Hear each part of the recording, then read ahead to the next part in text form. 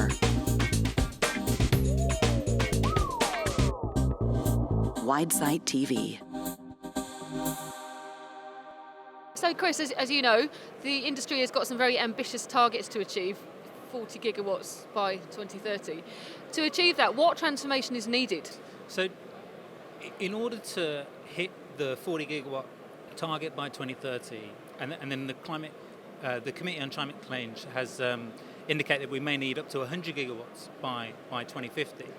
In order to do that, I think there are several different things that need to happen. I think the first is the speed of deployment needs to increase. I mean, it's taken 20 years to get to 10 gigawatts, and we've got 30 gigawatts to deliver in less than 10 now, and more beyond that for 2050. So the rate of deployment needs to go from where it's been historically, which is about 0.5 gigawatts per year, to over 4. That's an increase of 800%. And so the speed of deployment needs to massively change.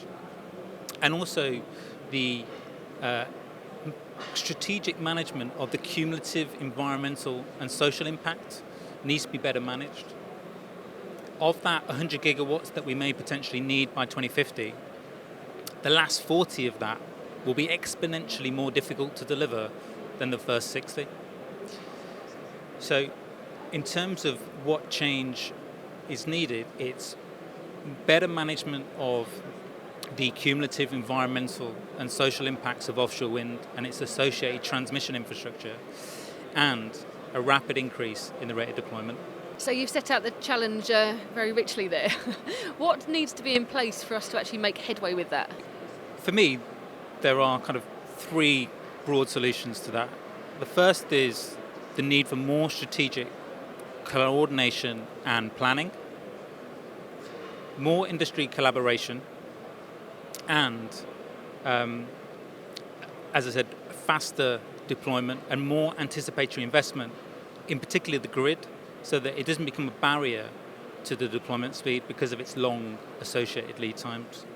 I think they are the three main things that I would highlight, and they are the three things that actually we are tackling in our Offshore Transmission Network review, which was launched just over a year ago by our then Secretary of State, Kwasi Kwarteng, which was trying to bring together all of the key stakeholders and organizations involved in the siting, timing, design and delivery of offshore wind to try and create a more coordinated framework to overcome these strategic challenges and ensure that the sector isn't hindered by its own success. Let's talk about that a bit more, because I know the Offshore Transmission Network review is probably a huge part of your day-to-day.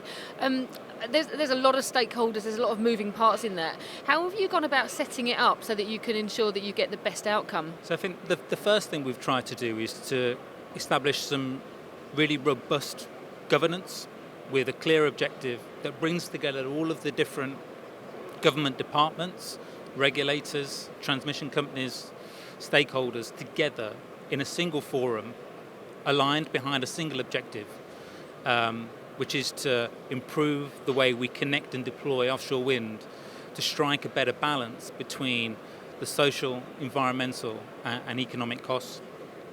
So it's got a really strong governance behind the review. It's also got really good stakeholder involvement.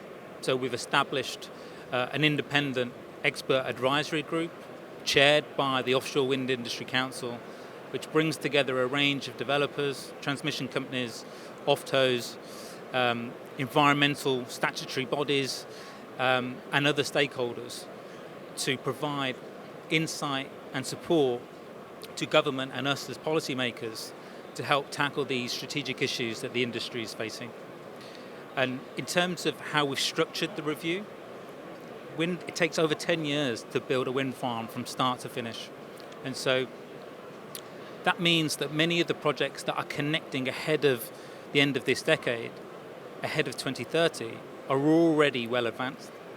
So that means that change represents different challenges depending on the time horizons we're looking at. So it's right that we've structured the review in three broad segments. In the near term, we've progressed enabling regulatory change with Ofgem to facilitate developers to collaborate and coordinate with each other and to bring about more anticipatory investment in grid infrastructure. In the medium term, we are able to introduce, for projects that are less advanced, we've been able to introduce more strategic coordination and planning. And we've tasked the ESO, so National Grid ESO, the system operator in GB, responsible for both system operation but also network planning. So we've tasked the ESO with the challenge of creating what we call a holistic network design for projects coming through the seabed leasing process this year. So round 4 projects and projects coming through ScotWind. Now this holistic network design will need to bring together the planning of the onshore and offshore network in a holistic way, ignoring the arbitrary boundaries between those two different regimes. It will consider all of those projects coming forward in the round together and also better address cumulative environmental and social impacts at the plan level rather than at the individual project level. So that plan is being produced early next year, and it's going to form the blueprint for what anticipatory investment is needed in the network ahead of need or ahead of certainty to help make sure that we can get to 40 gigawatts by 2030. And then finally, in the longer term, we are looking to embed the changes that we've made in the near and the medium term, and also start to introduce that more coordination and strategic planning into the earlier stages of the deployment process, from marine spatial planning to how we lease the seabed, so that we can embed a coordinated approach in the whole end-to-end process of how we deploy offshore wind. So in relation to that, we've just published a public consultation. I think the deadline for responses is the 28th of November, and that asks some big strategic questions about the future of the regime for connecting offshore wind around the need for coordination and strategic planning, the need for anticipatory investment in the grid, and the need for holistic design in how we plan both the offshore but also the onshore network. So these are the kind of changes that the review is bringing about. And I don't know, Selin, if you want to just add a bit more about what your role is and the part of the review that you're involved in. Yeah, sure.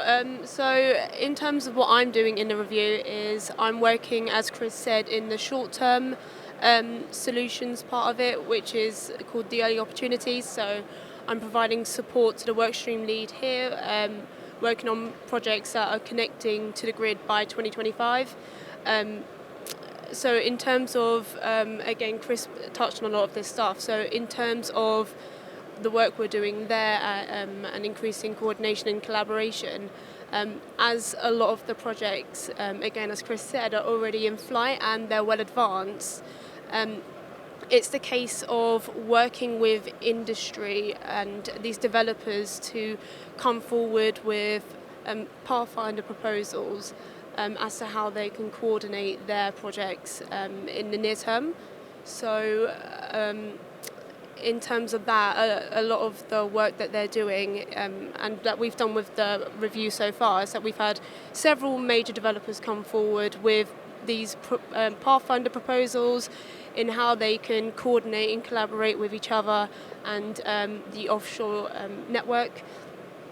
And what we will do with our stakeholders, such as other offshore wind developers, interconnected developers, the National Grid ESO, wider BEIS, Ofgem, just to name a few of them, is work with them to find a cohesive strategy and solution to bring in these coordination projects together and really, seeing how in the near term we can coordinate and help achieve and not just targets of 2030, but wider net zero targets. So I think with that, it's important that we work with developers, wider stakeholders, including local communities, to see their perspective on it. especially for projects that are connecting in East Anglia, which I'm not sure if you've heard, there's a lot of projects connecting on the East Coast.